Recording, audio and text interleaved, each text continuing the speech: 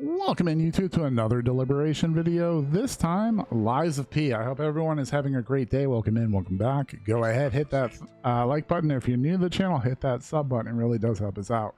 Lies of P is an amazing Souls-like game with an actual story that is flushed out throughout the whole thing. You don't have to dig too much to get the lore. Some good side quests in there. Most of the fights are fun.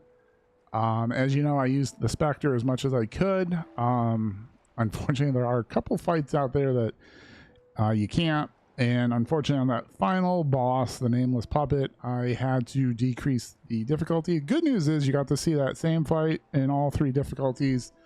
So you can adjust. If you've been struggling with this game before they put the difficulty thing in, this might be a good time to go back to it and try it on a slightly easier scale and see if you can make any more progress, because this game is amazing. I'm going to give it a solid 8 out of 10. I feel like the Corrupted Puppet Master almost made me quit. Really did.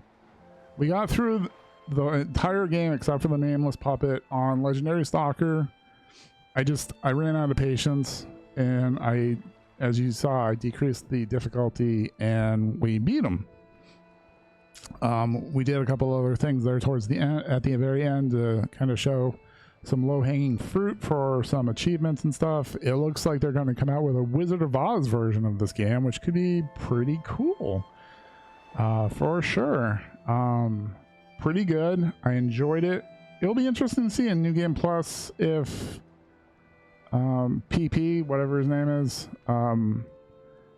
going to be back at the hotel, and the same thing with Antonia.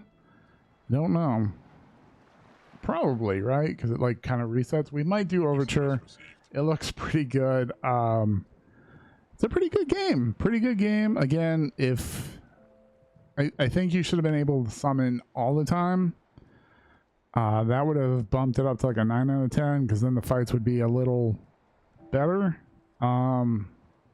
Simon, I'm surprised we beat him on Legendary Stalker, but we did.